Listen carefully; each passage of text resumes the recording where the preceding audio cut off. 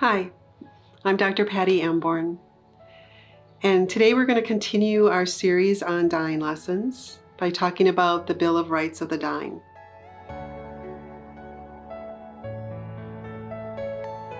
This is a document that was created in 1975 by a group of hospice professionals, and I think it happened in Detroit, Michigan. The most important one I'm thinking is the first one, which is treated as a living being until death. I was lucky that in my research I got to read some of the work by Dr. Glaser and Dr. Strauss, who had actually researched death and dying in the 60s. And their driving question was, do the dying die socially before they die physiologically? And 60 years later, or 70 years later actually, that is what I actually discovered. That especially with our senior citizens, they are almost invisible while they're dying. And I found that this was really, really sad. So the first bullet point on the Bill of Rights is they have a right to be treated as a living person until death. The second bullet point on the list is to be cared for by people who are optimistic, compassionate, and competent.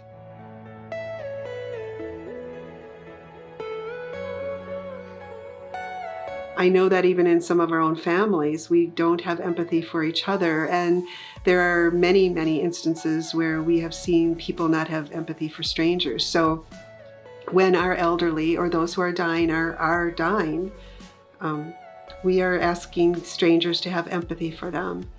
One of the rights is that they should be able to be cared for by people who are compassionate and optimistic and competent.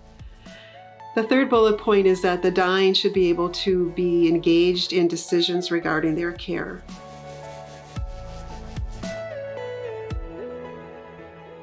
We are putting our elders in positions where other people are making those decisions for them. And if you're the one who's dying, I'm hoping that you can make those decisions while you're in the right frame of mind to understand exactly how it is you would like to die. Now, if you can't participate in those decisions, then you ought to be able to have a trusted advocate who knows your preferences ahead of time and who can be your voice. The fourth bullet point on this list is for the dying to be able to express feelings about the way they're dying and about what death matters to them in a personal way.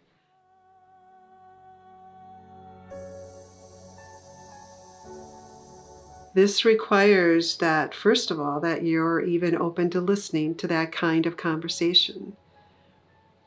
But secondly, it involves that you're open to listening in an engaged manner, which means don't interrupt. Let these people tell their story. Let these people tell you what they're experiencing in the most compassionate way you can. You'll learn from them for one thing, but you'll also be paying them the highest form of respect. So there should be no judgment when people who are dying want to talk, whether they're reminiscing, complaining, or telling you that they're afraid. There should be no judgment. The next bullet point is that the dying should be free from pain. So this is sort of a juggling act that you have to make and that professionals have to make. How much pain medication is enough to dumb or numb the pain, to dull the pain, but also to allow the person to still be cognizant of what's going on around them. In my mother's experience, I felt that she was really highly medicated in the hospice and half the time didn't know what was happening to her. I think we need to understand that the dying, while they need to be out of pain, they need to also be able to be aware of this journey that they're on. Another bullet point is for the dying to be able to have questions answered honestly. Doctors aren't always comfortable telling patients they're dying. They're not always comfortable telling the family of patients what the reality is. We don't always tell the truth to each other either in these situations, but the dying person has a right to know what's going on. In my own experience, this was really heartbreaking, but my mother once asked me why she was in a hospice. And I was the one that had to tell her that the people there felt that she was dying. And my mother put her hand to her mouth, almost as if in one of those old horror movies, and said, "Oh no." And I felt horrible for being the one to tell her. I later learned from a hospice director that I should never have been placed in that position. But the dying have a right to have their questions answered honestly and hopefully in an empathetic way. The dying also have a right to not die alone. This is also a challenging one because some people want to die alone. There are many stories where people have asked their loved ones to go out and get them a glass of water, or their loved ones have decided to go out and grab a bite to eat while they were participating in a vigil, so to speak, and they come back only to find that their loved one has died. So some people will make the choice to die alone, but the dying have a right to have company if that's what they wish. The dying have a right to die in peace and with dignity as well.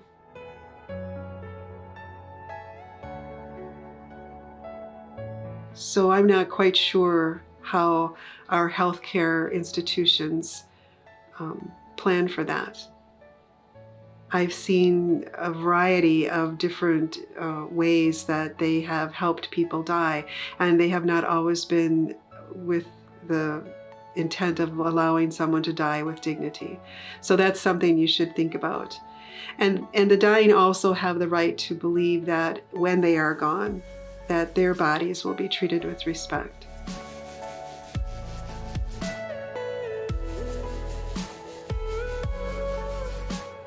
So while reviewing the Bill of the Rights of the Dying through my research, I realized that the Bill of the Rights of the Dying was not so different from Maslow's hierarchy of needs.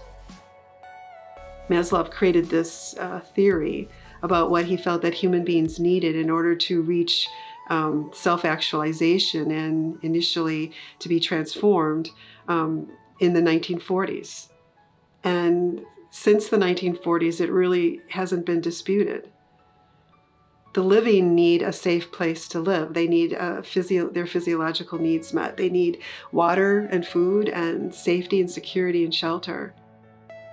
And eventually they ought to be able to understand who they are and what their purpose on this planet is. And then at the very top, they ought to be able to teach that to others. So our dying need the same. But who should think that the dying no longer need human companionship or love? This was a question that I found myself asking myself many times as I walked along the hallways of hospitals or rehabilitation centers or hospices, and I heard people yelling in the hallways, "Help me, help me," or "Why am I here?"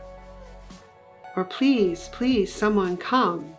Even though the Bill of Rights of the Dying was created by professionals, I didn't really see the professionals remembering the Bill of Rights of the Dying.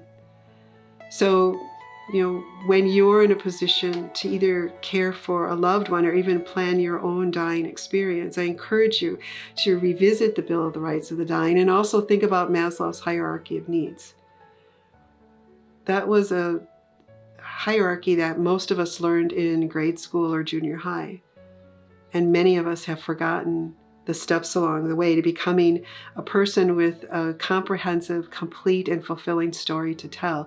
And at the end of our lives, we should still be able to tell that story in hopes that it will make a difference to someone else.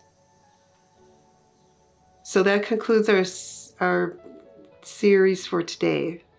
And our next topic will be on outside medical institutions. If you choose to have your loved one or even yourself die in an organization like that. Thanks for joining me today.